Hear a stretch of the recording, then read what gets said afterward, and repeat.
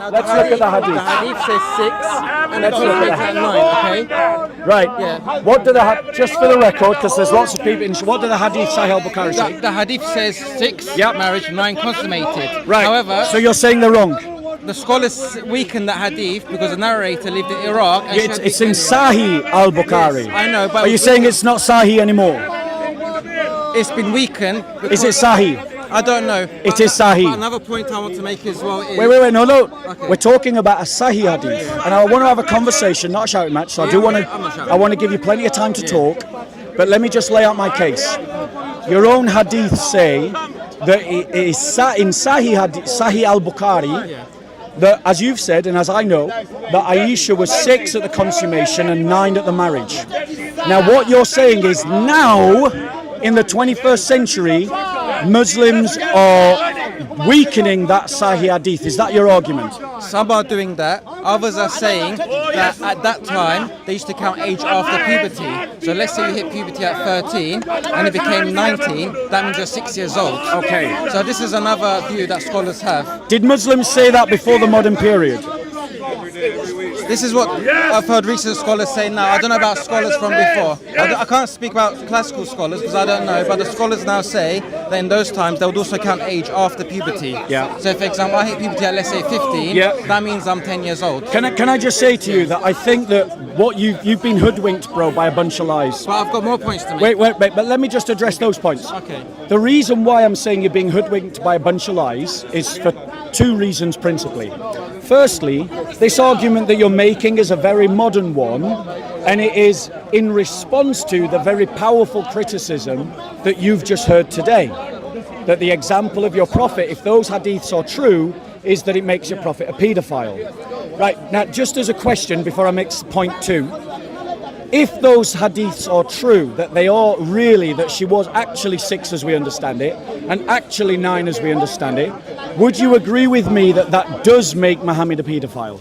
See, I can't answer that question. Why? Because it's like me saying, imagine in Christianity it says to kill everyone. Does that mean you accept it? That kind of is a trap question, so I'm not going to answer that question. No, it's not a trap question. It's a genuine question. It's a legitimate question. I'm not going to answer that question. Okay, so you don't want to condemn your prophet? I refuse to answer that question. Okay, he's refusing to condemn his prophet. No, I refuse to answer the question. Okay. Don't put words in my mouth. Now, next point I want to make is... Wait, I've got point 2. Can I make the next point? No. Okay, I'll let you make a point, then I'll make a point. Go on. Now, another reason why Aisha was not 6 Shall and we 9... step away to somewhere a little quieter? It's not that loud. No, let's go into that Then corner. more people will come as well. No, it's fine. We'll have a quieter, away from all the shouting people. But then they're going to shout there as well. No, me and you are conversation in here. That round of shouting is over. Right. No shouting. What's your name, bro? What, sorry? Borak. Nice name. Where's that from? Borak. Borak. No Borats, thank you. No Borats. Right. That's better. Yes. Go on. You were going to make a point. Next point as well is through the age of her sister Esma. Yeah. She was 10 years older than Aisha. Yeah. And by using events of Esma's lifetime, they calculate that Aisha can't have been 6 or 9. Yeah. She was 16, 18, 21, around those ages. Yeah. So using calculation, it's impossible for her to be 6 or 9 using the events of her sister. Can I reply? Before you reply. Oh, we're just going to change the batteries. Action. Okay. So the second point that I would make, is that these new apologetics that are emerging from within the Muslim community, right? They're doing it because they feel the sting of the criticism that we Christians have made. And that was demonstrated even by you when you couldn't answer a very simple question. I refused to answer. Yeah, exactly. You refused to answer a very simple question. And that shows that you feel the sting of the criticism. But the reason why but the thing that they do when they make that apologetic is that they cast Sahih al-Bukhari into doubt. Because what they're saying is Sahih al-Bukhari isn't reliable, that he got his Sahih collection wrong, that this hadith is not Sahih, and then the question arises, what other hadith are not Sahih? What we've got is a convoluted argument made by a Muslim apologist on one side, and the very clear written hadith of Sahih al-Bukhari that Bukhari says is Sahih. Now, all the Muslims in this park, and this is where I'm landing to let you reply, all the Muslims that I've debated in this park, and I've done it for 6 years, none of them have made your argument, except maybe one other person in 6 years. All the big figures, are instead attempting to justify, like that woman did, when she said she wouldn't condemn paedophilia and she would agree with child marriage. All of them are instead defending Muhammad's paedophilia. Okay, now my point that I want to make is the reason why you say we are apologists is because before this issue didn't come about, Yeah. people were making this an issue. Yeah. Now because it's become an issue, we need to clarify. Yes. That makes sense. So for example, now a lot of things have changed in the 21st century. Yes. You've got homosexuality, transsexuality. We know about childhood cigarettes, development. Cigarettes. We know about childhood development. what development? We know about childhood development. Childhood development. Yeah. We know more stuff. Cryptocurrency, all these kind of things, Yeah. all new things. So these kind of stuff need to be clarified now. Okay. Yes. Scholars, they need to clarify it before, because it was made an issue. Because the people who are against the Prophet, peace be upon him, they use any excuse to slander him. He's a magician. Yeah. All this kind of stuff. But Yeah. they never said he's a paedophile. Why? Yeah. Why did they not use the argument that he's a paedophile? That means he wasn't a paedophile. Otherwise, they would have used it against No, him. hold on one second. You're totally wrong. Because the understanding that paedophilia exists is something that's only modern. In the past, Christians themselves used to marry children because they didn't understand about childhood development. And this is one of the reasons why Christianity is superior to Islam. And it's one of the reasons that I would invite you to reject that paedophile Muhammad and embrace the teachings of the apostles, because in our religion, we're told to work out our salvation with fear and trembling, which means that as new issues come to our understanding, like for instance, the understanding of childhood development, we then think, what does our faith mean given this new information? And that's why Christians, even at the 5th century, had raised the age at which children could consent. So that's 2 centuries before Islam. And all the way through Christian history, we have been raising the age of consent. And everywhere around the world, people are raising the age of consent.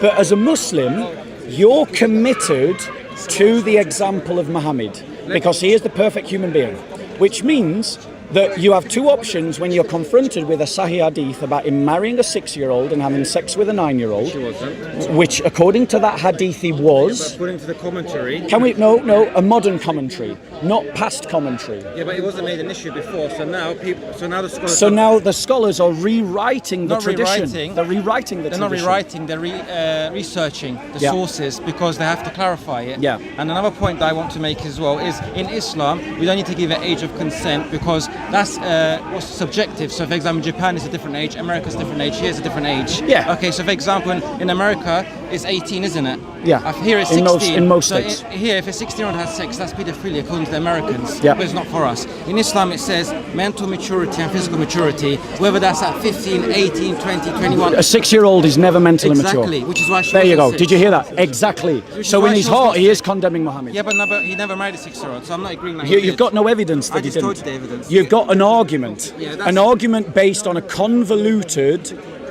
massaging of the text. Now, let me just say something. In terms of Islamic history, right, for those of us that bother to study it, what we know about the hadith collections and about hadith sciences is that they are consistently massaged and adapted from age to age.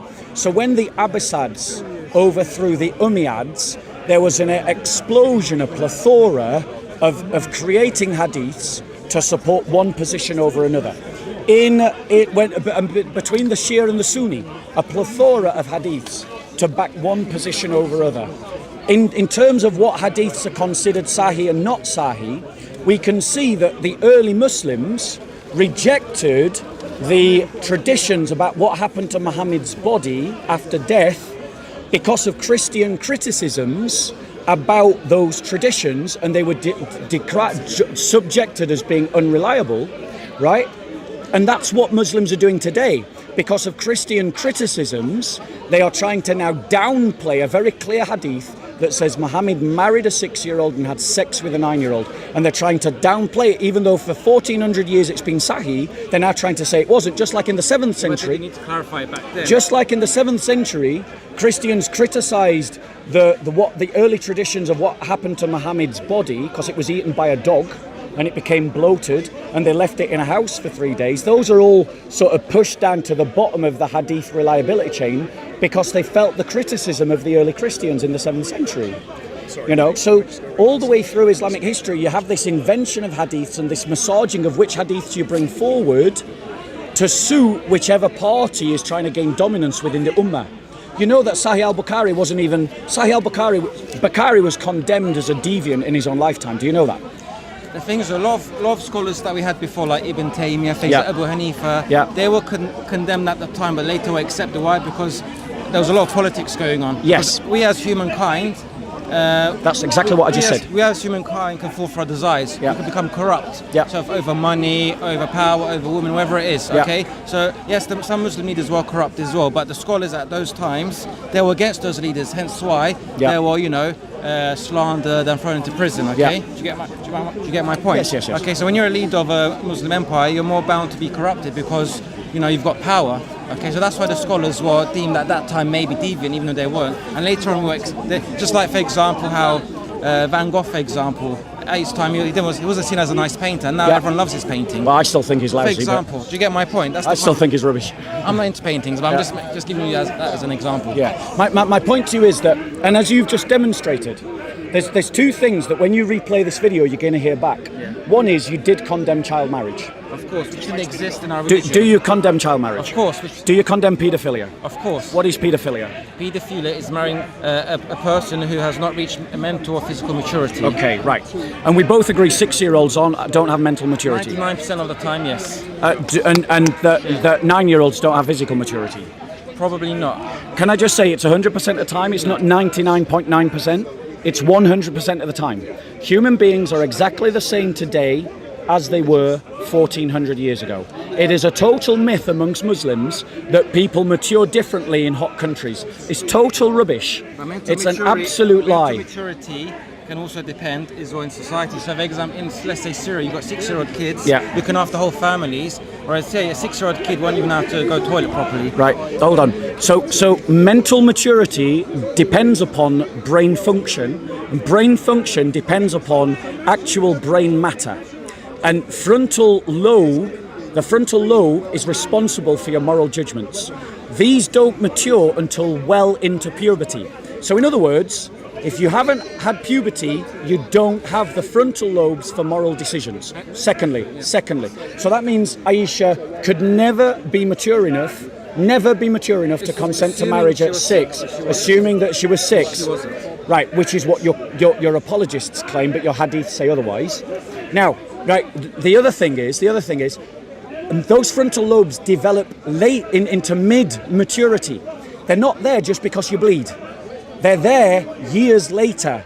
You bleed first, and then the frontal lobes develop, and that's why every society in the world is raising the age of consent, because as we come to this realization, we realize that just because someone bleeds, they're not ready to breed.